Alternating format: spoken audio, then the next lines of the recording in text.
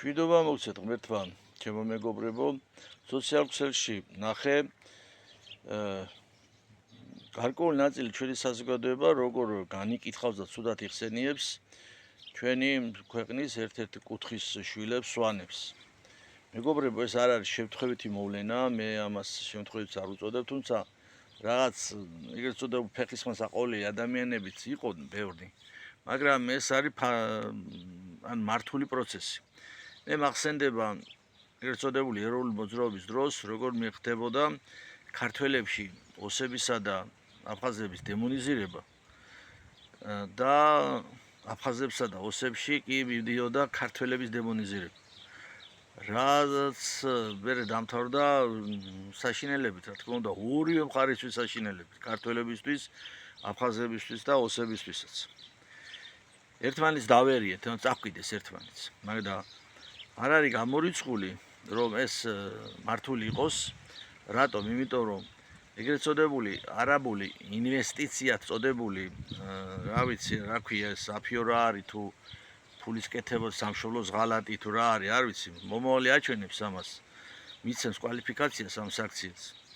თანდათან შიშულდება, მეგობრებო, ჩვენ უნდა ვეცადოთ, რაც შეიძლება 20 სექტემბერს ძალიან ბევრი ადამიანი უნდა დავფიქსირდეთ ერთად, ქართველებს, რომლებსაც არ უნდა უცხოელების, უცხო ტომელების ასე მასიური შემოსვლა და ქალაქების აშენება მით უმეტეს, აუცილებლად ეს უნდა გავაკეთოთ და შესაბამისად ბუნებრივია, ხა მოწინააღმდეგე ეს არის ეს ხელისუფლება, ოცნება ბიძინა ივანიშვილის თამადობით, თავისი უშიშროებით, სულსით.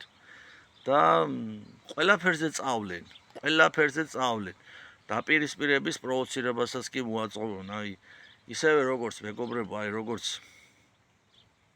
1924 წლის აჯანყება ცნობილი იყო წინასწარ ჩეკასთვის. ჯუღელს დაუდეს აჯანყების გეგმა და ჯუღელი რო იხვეწებოდა და შეპყრობილი დაპატიმრებული ჯუღელი გამიშვითო მე ვარ მომეცით საშუალებაა რომ გავაგებინო რომ თქვენთვის ცნობილია და ნუ დაუშვებთ ქართველების სისხლძვრასო და რომ მიუშვეს აჯანყება. ისევე როგორც 4 ეგრეთ წოდებული რევოლუცია მართული იყო სუსის მიერ. არ არის გამორიცხული ეს ყველაფერი იმართებოდა და დიდი ალბათობით იმართება სუსის მიერ. ამიტომ მეგობრებო, ვინცაც საქართველო გიყვარს, ვინცაც გული გტკივათ ქართველების გენოციდზე, ვინც წინააღმდეგი ხართ არაბულ ქალაქებად წოდებულ უცხო მიგრანტების შემოყალენისა და ქალაქების შენებლობისა და ვინცაც სამშობლოს ინტერესები გამოძრავებთ, პირველი 20 სექტემბერს რაც შეიძლება მეტი უნდა ვიყოთ რუსთაველზე და მეორე არავითარ შემთხვევაში არ აუყვეთ მსგავს სახის კულტივირებულ ურთიერთდაპირისპირების თემებს. გაგაზიაროთ მაღალმა ღმერთმა, დაგლოცოთ და გაახაროთ უფალმა. ჩვენი გამარჯვების საფუძველი არის არა ემოცია, მეგობრებო, არამედ ცივი გონება.